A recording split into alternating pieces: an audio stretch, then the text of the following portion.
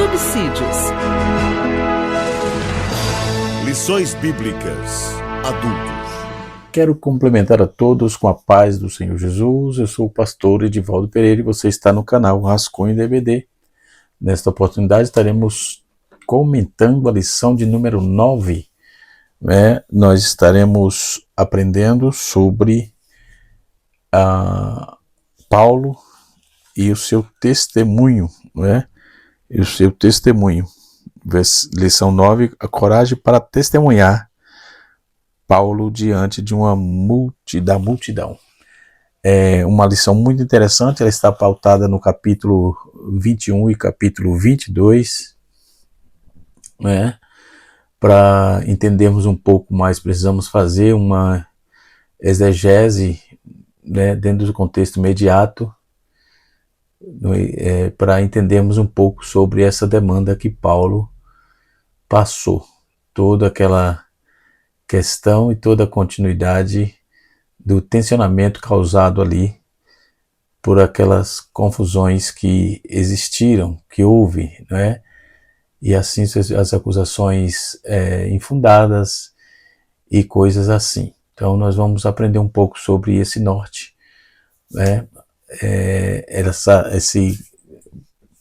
Atos capítulo 21 e 22, ele faz parte de uma unidade, de narrativa que Lucas trabalhou para falar da chegada de Paulo a Jerusalém, sua prisão no templo, e a sua defesa diante do povo. O texto também prepara um caminho para a transferência de Paulo para a esfera de Roma. Nós vamos entender um pouco sobre isso. Então, Paulo em Jerusalém, a missão, sofrimento, testemunho e providência divina. Isso que devemos pautar a nossa aula nessa temática. Dentro do contexto literário que vamos observar, devemos ser lido, todo esse capítulo 1 e capítulo 22 deve ser lido à luz da terceira viagem missionária de Paulo, Nós vamos ver que em Atos capítulo 19 Paulo está em Éfeso, em Atos capítulo 20 ele atravessa a Macedônia, e a Grécia, e inicia o retorno para Jerusalém. No capítulo 21 chega finalmente a Jerusalém. No capítulo 22 ele apresenta sua defesa diante da multidão, certo? Então existe, portanto, uma progressão: Efésio, Macedônia, Grécia, Troade, Milito, Tiro, Cesareia, Jerusalém e prisão. Isso é o roteiro que temos dentro desses dois capítulos, dentro do seu contexto geral. Eu gosto um pouco da interpretação, de Simon Kistemaker, quando ele vai fazer a tratativa dessas passagens, E nós vamos observar que ele enfatiza que Lucas, foi capaz de registrar numa sentença uma dupla acusação que os judeus efésios tinham contra Paulo, E temos algumas perguntas, que podemos fazer para o texto. O texto vai nos responder. Quem era Trófimo? Quantas vezes ele aparece, aqui no livro de Atos? Nós vamos observar isso.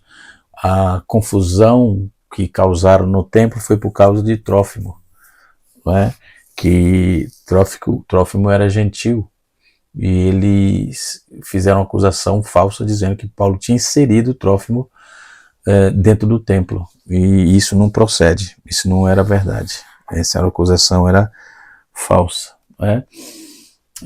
mas eles não tinham informação de que Paulo tinha a cidadania grega, Paulo falava grego, e fluentemente, e a sua defesa foi feita no hebraico, aliás, grego não, hebraico. Sua defesa foi feita em hebraico, com a parte também em aramaico. Então podemos ver quão importante é termos tá dentro do propósito de Deus, dentro da vocação que Deus nos vocacionou e dentro do ofício que Deus preparou. Então, nós vamos ver que um detalhe importante desse texto, Paulo não está indo para Jerusalém por acidente, né? Ele sabe que encontrará sofrimento. Então, agora eis que está ligado ou pelo Espírito, vou para Jerusalém, não sabendo o que lá me há de acontecer. Atos 20, versículo 22, lição que tivemos na semana passada, não é? Então, nós podemos observar, ele acrescenta, senão o que o Espírito Santo de cidade em cidade me assegura que me esperam prisões e tribulações. Capítulo 20, versículo 23. Aí nós podemos observar que assim no capítulo 21, não apresenta Paulo como alguém que foi surpreendido pelo sofrimento, né? Mas como alguém que entrou consciente no caminho determinado por sua missão. Então, fazia parte, Paulo tinha consciência que fazia parte da sua missão, ok? Esse caminho que ele ia fazer retornando para Jerusalém. Nós, quando vamos ver no capítulo 21, a partir do verso 1 até o verso 6, Paulo está em Tiro. Depois ele deixa Mileto, Paulo chega a Tiro, né?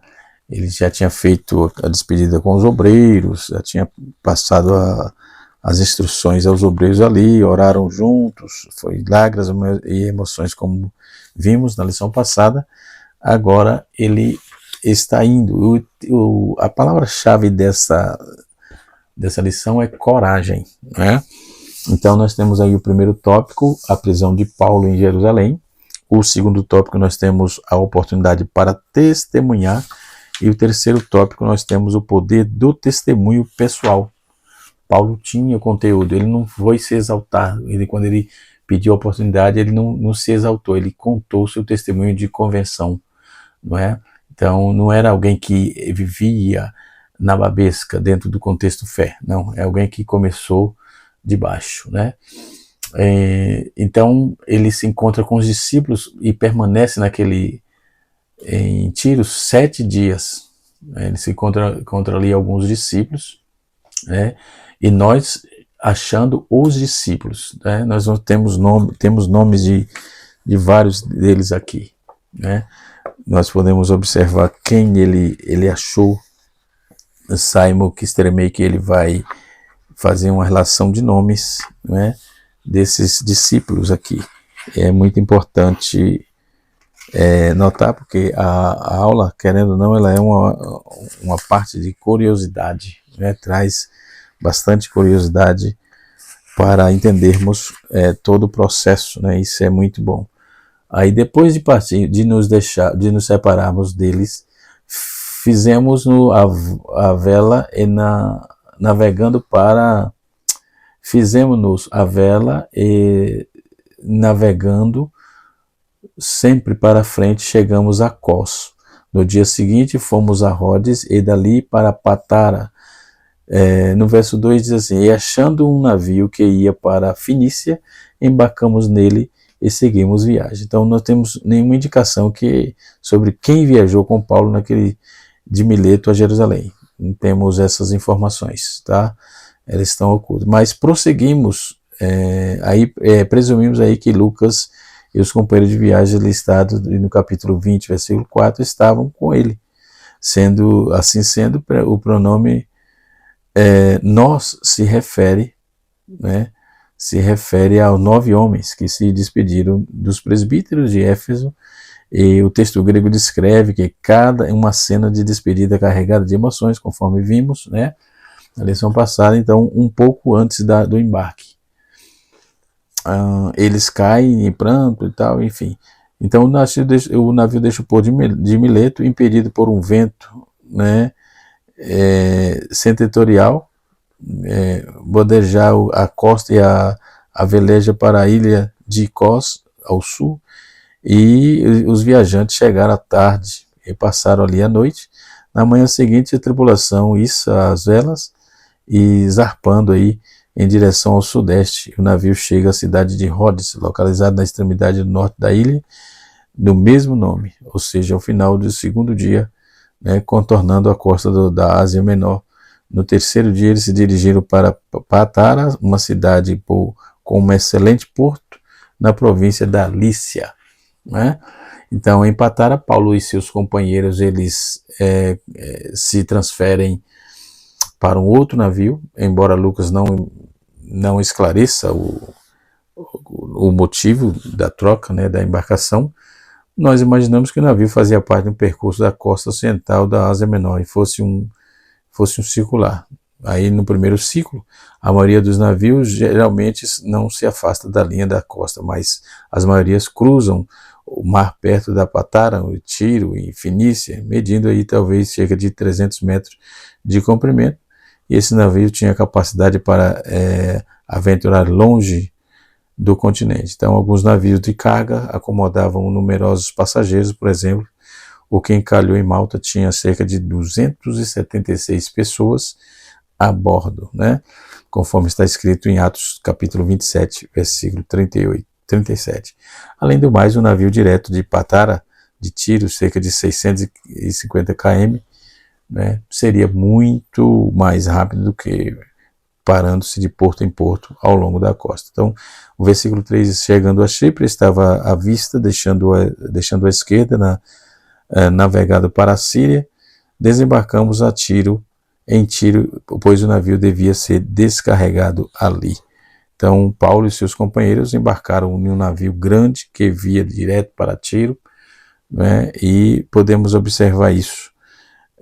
Chegando a medida aproximadamente a ilha, seguindo rumo ao sul, e dentro do contraste que apresenta no capítulo 27, versículo 4, né, como Lucas escreve, navegamos, então entendemos que ele estava junto. Isso parece indicar a contribuição do vento favorável. Eles chegaram no porto de Tiro no quarto dia ou quinto dia de viagem. Então Lucas acrescenta que o navio, né, ancorou perto no porto para descarregar, usando a construção de presente particípio do grego, que ser descarregado ali indica a tarefa de esvaziar o navio.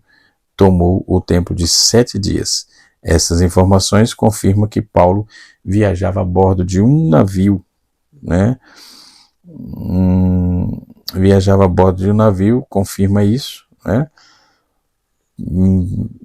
A bordo de um cargueiro, aliás, grande, e aparentemente ele seguiu viagem no mesmo dia. Caso contrário, ele não teria necessidade de permanecer nesse porto por uma semana inteira, 7 dias, e foi esperando possivelmente o navio descarregar, ok? Então era um navio cargueiro. Encontrando ali os discípulos, permanecendo lá durante 7 dias, por intermédio do Espírito, eles disseram a Paulo que não fosse a Jerusalém, né? Em Atos, o nome Tiro ocorre cerca de 2 vezes, no verso 3 e no verso 7 do capítulo 21. Aí nós podemos observar, eles achando ali os discípulos, demonstraram uma expansão. Tiro é uma importante cidade da Fenícia, e o cristianismo não estava limitado a Jerusalém ou igrejas fundadas diretamente por Paulo. Então, aquelas comunidades já tinham cristão. O texto diz que ele achou discípulos ali.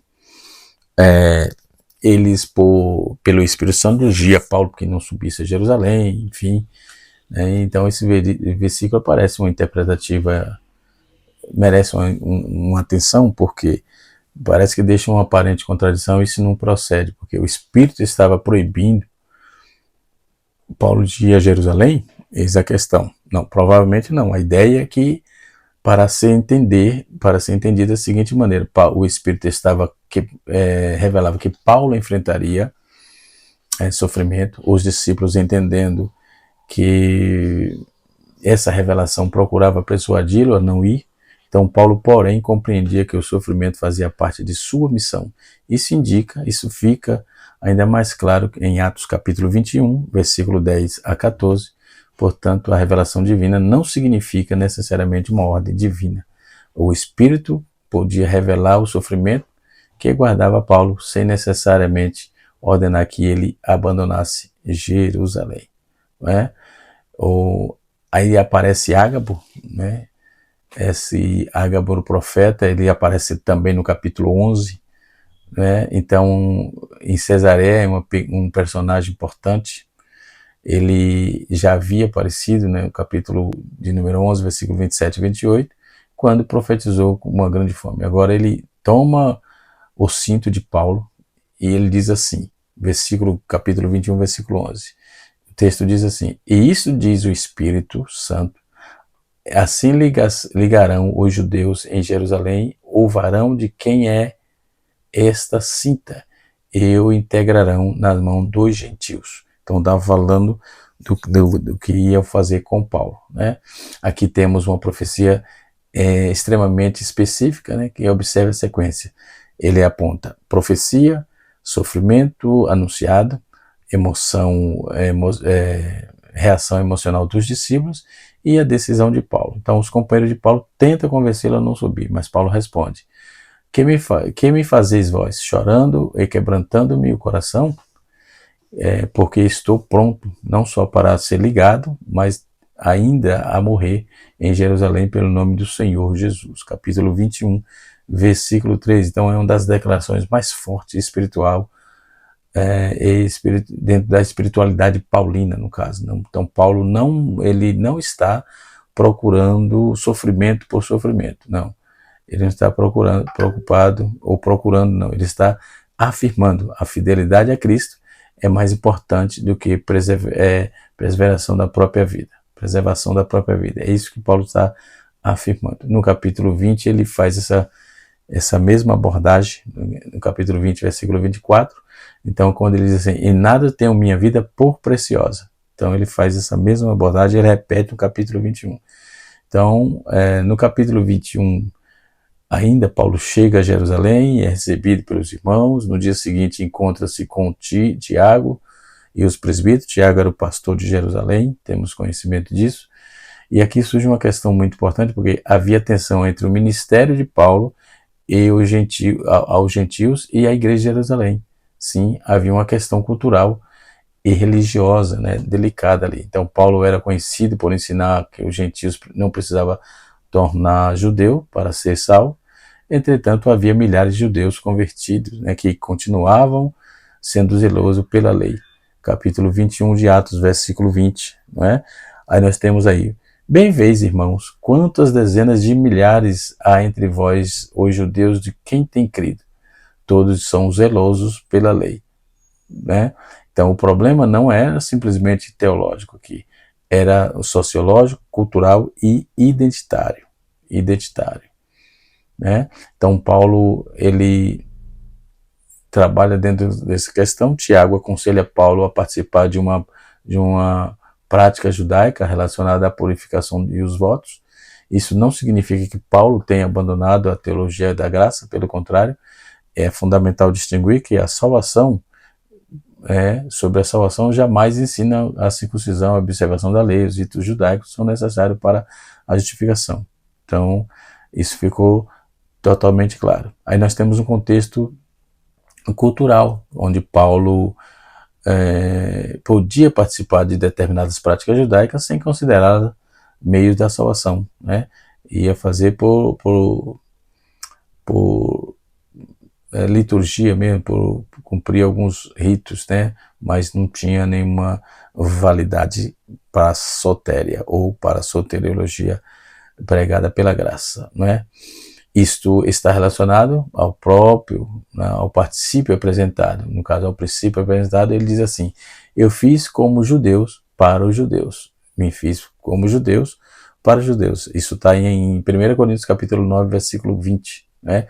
Paulo não está dizendo a lei salva, ele está dizendo na prática: não permitirei que uma questão cultural seja usada para destruir minha oportunidade de testemunhar. Era isso que ele estava falando. Né?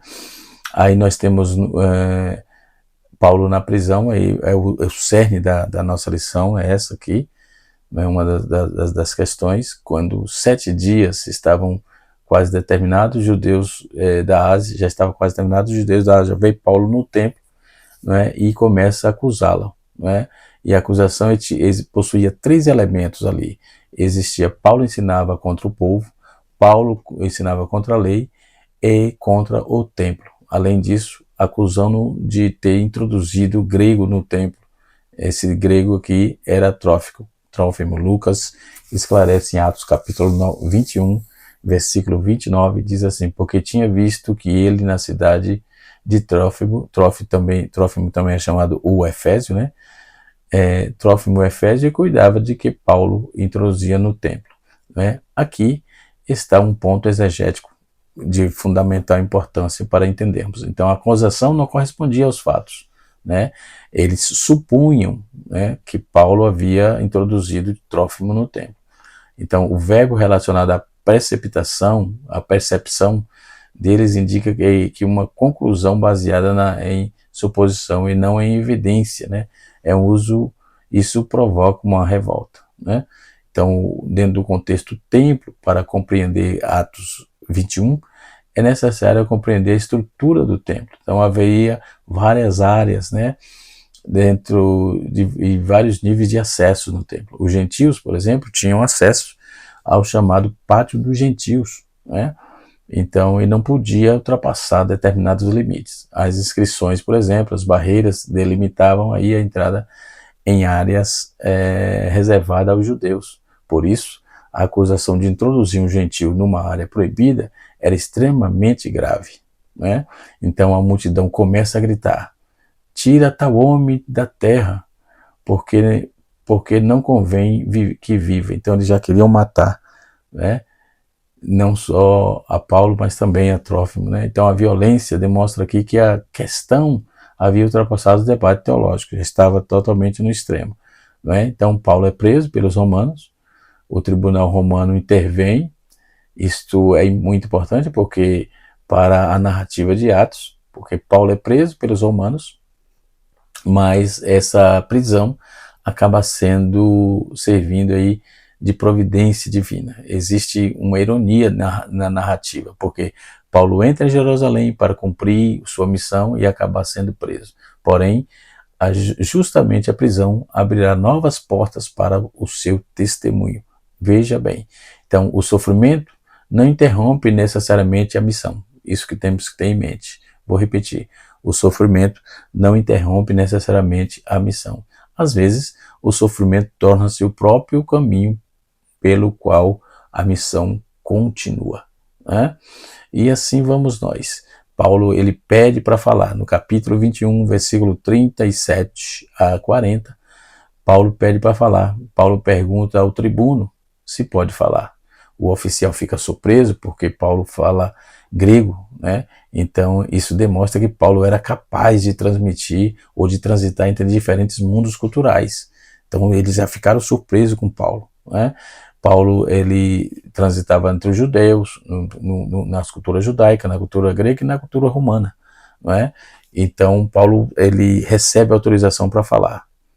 Então, aí é onde ele vai no capítulo 22, ele abre a boca para falar. Então ele se posiciona na escadaria, no sinal ele faz sinal ao povo, na escadaria do tribunal, né? E Lucas diz que fez-se grande silêncio. Capítulo, dentro desse contexto, começa o capítulo 22, né? E no capítulo 22 é necessariamente para entender o discurso e a defesa pessoal e testemunho, né? Paulo não começa atacando seus acusadores, pelo contrário, ele começa estabelecendo uma ponte. Varões, irmãos e pais, ouve agora a minha defesa perante vós. Capítulo 22, versículo 1, o texto está na leitura bíblica em classe, né? Podemos ver que a leitura escolhida aqui pelo autor, né, está aqui, ó. Varões, irmãos, agora pois minha defesa perante vós. Enquanto ouviram falar-lhes em língua hebraica, maior silêncio que guardam, e disse: quanto a mim, sou varão judeu, nascido em Tarso da Cilícia, mas criado nesta cidade, aos pés de Gamaliel, instruído conforme a verdade da lei dos pais, zeloso para com Deus, e todos vós hoje sois. Ora, persegue este caminho até a morte, perdendo e mantendo em prisão, prendendo-me e mantendo em prisão tanto homens como as mulheres. Como também o sumo sacerdote não é testemunha, e todo o conselho dos anciões, e recebemos essas cartas para os irmãos, foi a Damasco para trazer manietados para Jerusalém aquele que ali estivesse, a fim de que fosse castigado. Versículo 6. Ora, do capítulo 22, tá? Ora, aconteceu que indo eu já de caminho, chegando perto de Damasco, quase ao meio-dia, de repente me rodeou uma grande luz do céu. Eu caí por terra e ouvi uma voz que dizia: Saulo, Saulo, por que me persegues? Aqui é o testemunho nu e cru do apóstolo Paulo, né? Então ele fala em hebraico, aramaico, dependendo da interpretação linguística adotada aí, o efeito é imediato. E quando ouviram-lhe que falava a língua hebraica, maior silêncio eu guardava, conforme está no texto. Então Paulo está usando a própria identidade judaica como ponte para comunicar o evangelho, né? E Paulo apresenta sua identidade. Ele declara: quanto a mim, sou judeu, nascido em Tarso, mas criado nesta cidade, aos pés de Gamaliel, né? Então Paulo ele apresenta aqui, tem 3 elementos. Temos a origem, que é Tarso, uma importante cidade do mundo helenístico. A formação, que ele diz em Jerusalém, foi educado no ambiente judaico. E quem era o seu mestre? Gamaliel, um dos grandes mestres judaicos. Então, portanto, Paulo não era um ignorante da lei judaica. Ele conhecia profundamente as tradições de seus antepassados, né? E ele traça aí o antigo Paulo, no versículo 4, versículo 5, ele diz assim, ele admite ter perseguido os cristãos, perseguir-se do caminho até a morte, e o caminho aqui é de quem servia a Deus, né? O livro de Atos usa sempre essa frase para cristão, né? Então essa expressão, o caminho, é uma das primeiras designações utilizada para os cristãos em Atos, dos apóstolos, né? Paulo não apresenta um passado para gloriá-lo, não. Ele mostra o contraste de perseguido a pregador, de inimigo a testemunha, de prisioneiro a mensageiro. Então, observe que grande compêndio temos aqui. Então, no capítulo 22, versículos 6 a 11, nós temos o encontro com Cristo. Paulo narra novamente sua experiência no caminho de Damasco. Uma grande luz resplandece, né? Ele cai por terra, então ouve: Saulo, Saulo, por que me persegue? Ele conta essa narrativa. Paulo perseguiu os cristãos, Jesus, porém, pergunta e tal, por que me persegue? Isso revela a intimidade, uma íntima identificação com Cristo e com sua igreja. Então, atacar os discípulos de Cristo era em certo sentido, atacar o próprio Cristo, né? E ele pergunta quem é Senhor, e começa a tratativa, faz toda a demanda. Então ele começa a fazer toda a proposta. E o texto diz que o cristianismo não surgiu simplesmente como uma rejeição do cristianismo, do judaísmo. Não. Ananias, por exemplo, era respeitado os judeus, né? Ele participava da restauração e participa da restauração de Paulo. Paulo apresenta Ananias como um varão piedoso, conforme a lei, que tinha um bom testemunho de todos os judeus que ali moravam. Então, Paulo que dá testemunho desse moço chamado Ananias, né? E quando vamos trabalhar com toda essa questão, Paulo diz que Jesus se identifica a ele quando ele caiu lá em Damasco, né? Que teve aquela visão, aquela luz resplandecente. Ele não se encontra simplesmente em uma nova filosofia, não. Ele não se encontra em uma nova escola rabínica. Ele não descobre apenas uma nova interpretação. Paulo encontra uma pessoa.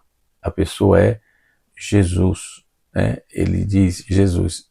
Esse Jesus está vivo. Ele é a base essa é a base da transformação de Paulo, não é? E nós vamos ver no capítulo 22, verso 17 a 21, o chamado aos gentios. Aqui aparece um ponto mais importante do capítulo, porque Paulo relata que voltou a Jerusalém, teve uma experiência no templo. Cristo lhe disse: vai, porque hei de enviar-te aos gentios de longe. Então essa declaração explica que Paulo acabou entrando em conflito com determinados grupos judaicos. O problema não era simplesmente Paulo, era a missão que Deus havia dado para a Paulo, né? Levar o evangelho aos gentios.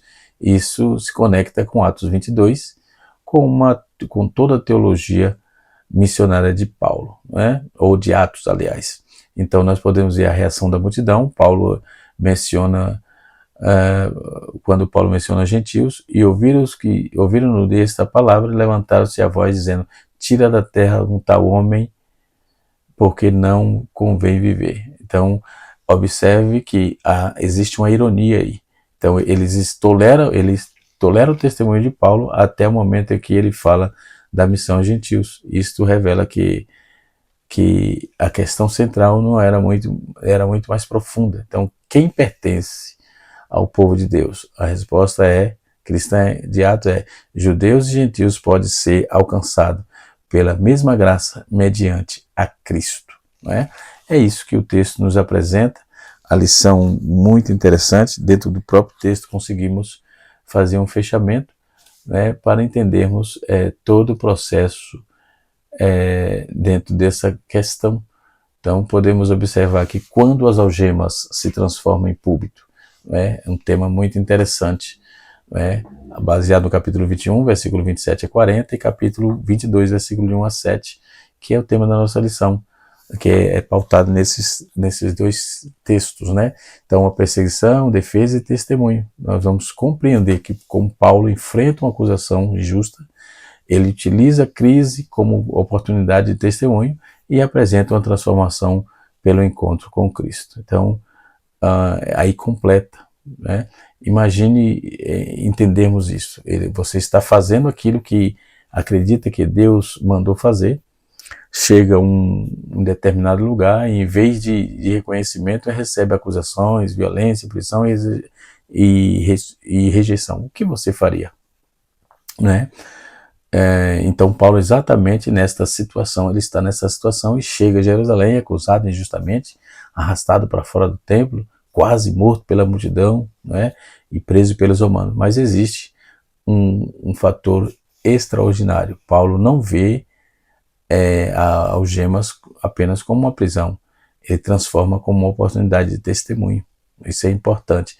Então essa é uma das grandes lições que temos em Atos capítulo 21 e capítulo 22. Né? Se observarmos direito o contexto da passagem textual, nós vamos ver, antes de entrar no texto, precisamos entender onde estamos na narrativa. Paulo está terminando a viagem missionária. Paulo está terminando a viagem missionária, a terceira viagem, e havia passado por Macedônia, Grécia, Troade, Mileto, Tiro, Cesareia, e agora ele chega a Jerusalém. Então, Paulo ele já sabia que enfrentaria o sofrimento. Ele já havia dito isso, né? Então, ele sabia que existe um preço associado à sua missão. Então, nós podemos ver a acusação contra Paulo, que seria a primeira parte da nossa lição muito importante, né? Os judeus na Ásia reconhecem que Paulo no templo, ele começa a cruzá-lo. Então esse é o homem que por todas as partes ensinam a todos contra o povo e contra a lei e contra este lugar. Então era contra o povo, contra a lei e contra o templo, era a acusação que estava se fazendo. 3 acusações contra o povo. Eles diziam que Paulo estava ensinando contra Israel.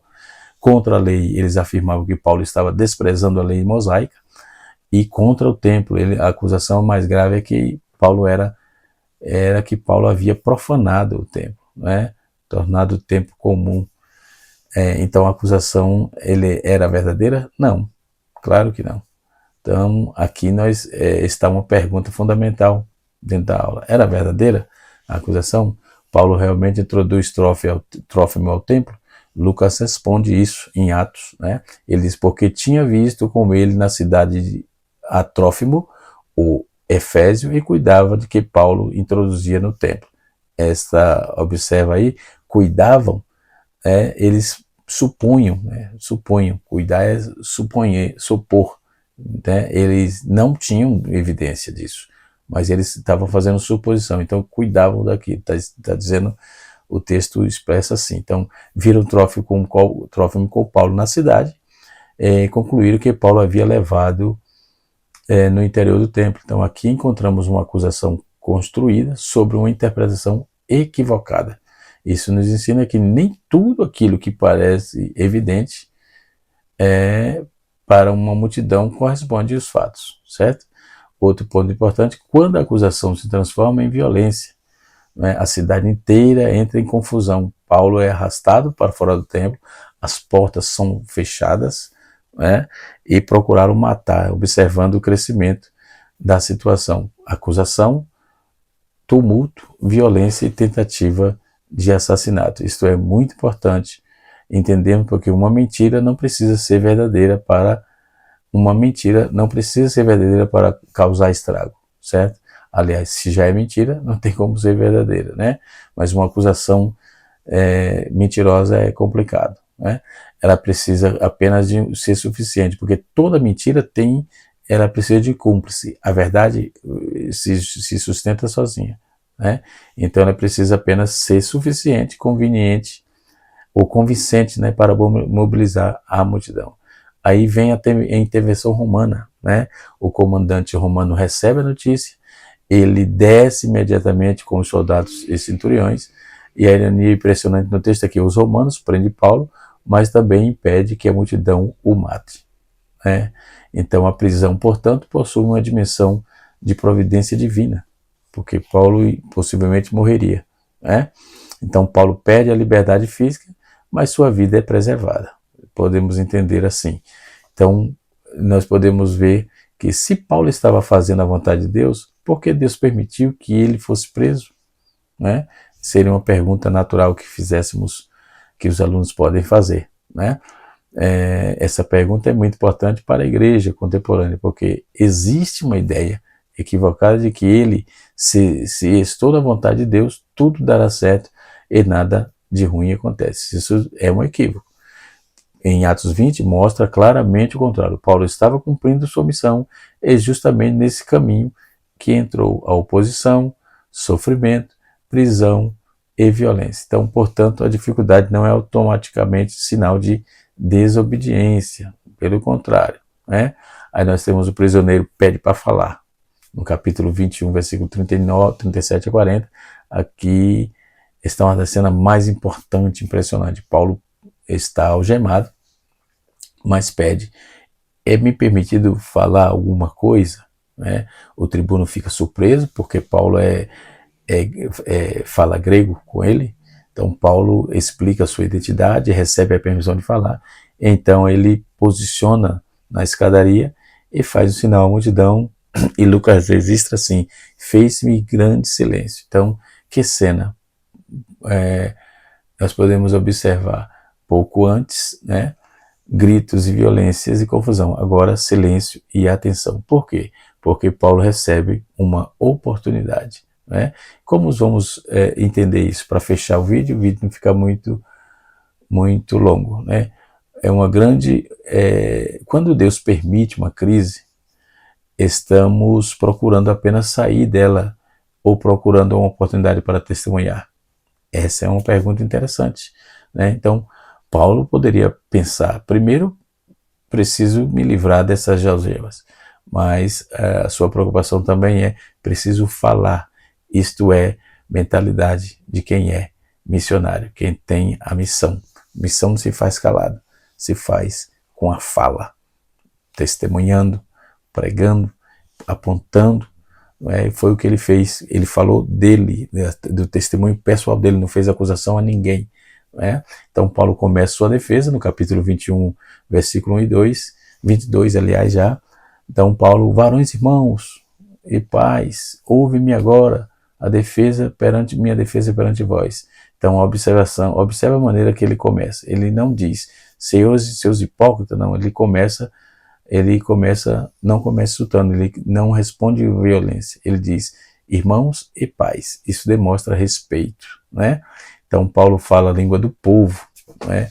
Fala o hebraico ali. Quando ouviram que ele falava hebraico, maior silêncio guardaram.